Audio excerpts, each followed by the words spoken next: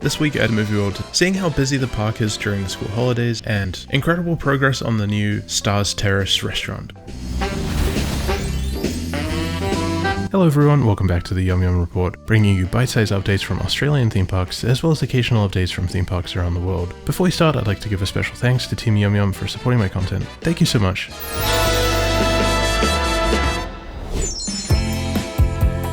It's the September school holidays here in Australia, which is usually one of the busiest times at the parks on the Gold Coast. So we decided to pop into Movie World to check out how busy the park was and see what there is to do. We arrived just after lunchtime. The entrance and Main Street area was very busy, with pretty large crowds. Movie World's taken on a slight appearance change in preparation for Fright Nights, which is upcoming in October, and there's lots of decorations around the park, including a change to the water fountain at the entrance, which looks very heavy metal and cool. I believe this has flames at nighttime, which is quite cool. Over on Main Street, where Aragog the spider was last year, the space is now empty, which makes me believe that the spider will be back inside Scooby-Doo Spooky Coaster. There's a Beetlejuice photo opportunity on Main Street outside the bank, which is very cool. And as you pass Scooby-Doo Spooky Coaster, it looks like they've refitted the It clown face with some subtle touch-ups and paint jobs. I'm not sure if it's still themed to It. There is a new HBO series coming out in October, so I feel like it would be a good opportunity to do something It themed. As you continue past DC Supervillains Unleashed, there's a prison school bus full of zombies, which is very silly. And down by Wild West Falls, there's a stagecoach carriage with some ghouls and skeletons and creepy scarecrow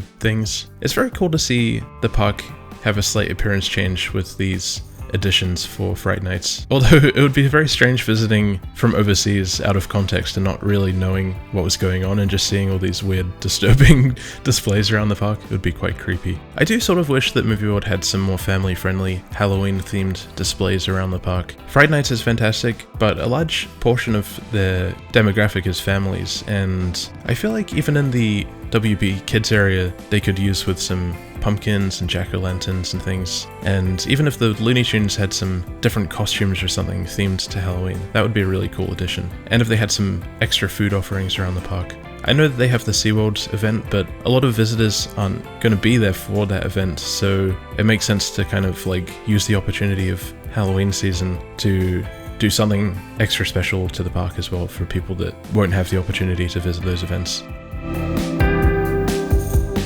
There were lots of roaming characters around the park, which was great to see. It's such a blast taking videos and photos and meeting these characters. The performers are very talented at staying in character, and it must be pretty exhausting having to play a role for that long with lots of different people coming up to you and asking different questions. It's probably quite rapid fire, but I'm always very impressed and they do a fantastic job. It's definitely a highlight of Movie World, and if you're visiting, it's definitely something I recommend doing, meeting some of the characters, taking pictures. They're very cool.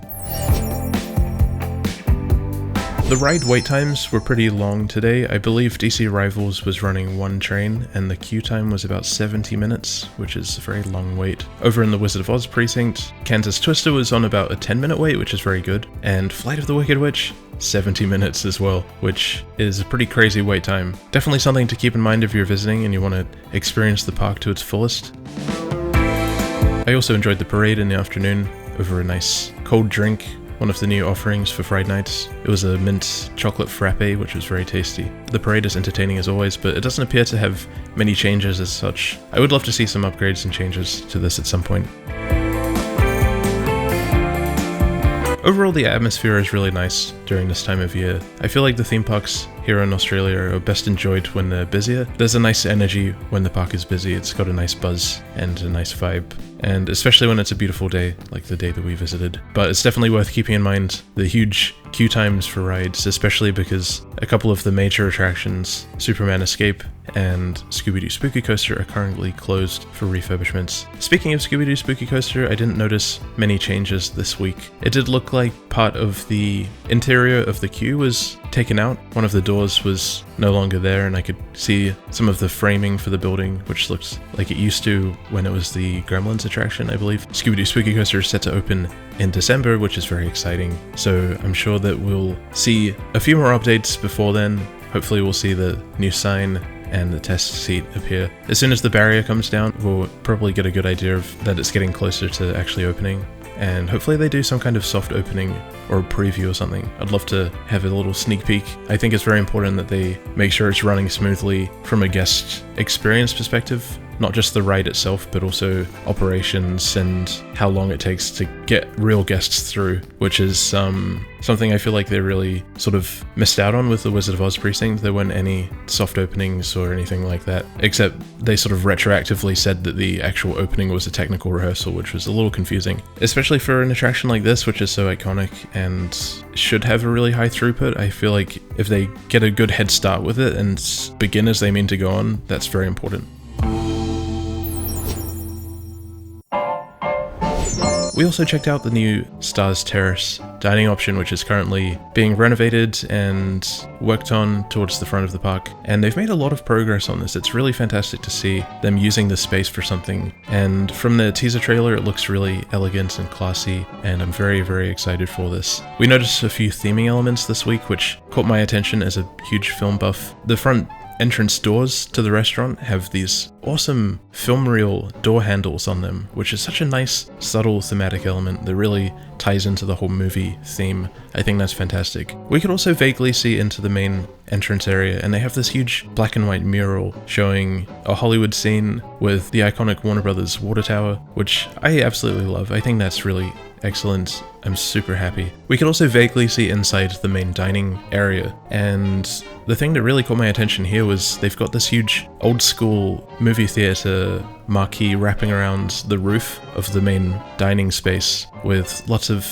nostalgic Hollywood themed messages on them. I absolutely love this. I think this is incredible, and this has really got me super excited. I'm very, very excited to finally dine here and see some of the lovely movie theming. Hopefully there's some posters or props and things as well, and I'm curious if any of the dishes will be themed to films or recognizable IPs or anything like that, and the cocktails and things. I also wonder if there'll be any like character meet and greets or anything in the restaurant. They're also adding a lot of shade outside on the terrace itself, which is fantastic. It's definitely a restaurant that you'll be able to dine inside and outside. I am curious if they're going to add some thematic elements on the outside terrace area as well. That would be really cool. Maybe some like film reel themed stuff or clapperboards and things like that. I'm very impressed with how Movie World is moving forward lately. I feel like they're on a really good trend, and they've definitely turned my opinion around a little bit. I was sort of soured slightly after the Wizard of Oz precinct opening, but I can see they've put a huge effort lately into turning things around, and it seems like they've incorporated a lot of the feedback that visitors have shared,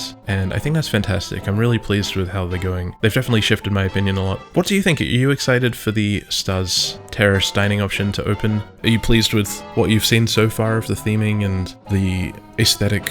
Let me know down below in the comments. I'm also adding a new segment to the YumYum report going forward, where I'll be featuring viewer highlights, moments that you've recorded at visits to theme parks around the world. They don't have to be Australian parks, just any interesting things that you've spotted at a park. Feel free to send me an email, a message on Instagram or Facebook. I'm gathering a bunch of clips, and once I have enough footage, I'll add this new segment, and it'll be really fun to share people's highlights and cool experiences from theme parks. I hope you enjoyed this episode of the YumYum Report from Movie World. Please feel free to leave a like, a friendly comment, or subscribe for more, and YouTube has also launched a new feature called the Hype button, which supposedly helps videos on smaller channels get noticed in the algorithm more, so feel free to press the Hype button as well, and hopefully it'll help the channel grow a little bit more.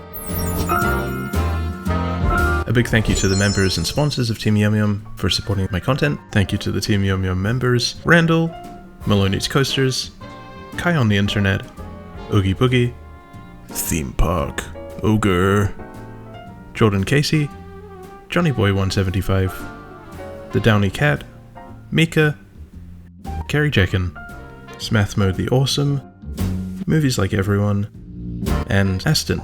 And a very special thank you to the sponsors, Koala75, Audrey Allen, Senpai's JP Blue Dog, Senpai's JP Red Dog, Wayne Hewitt, Lee Donald, SWStevie1, The Kez, and Mr. WG.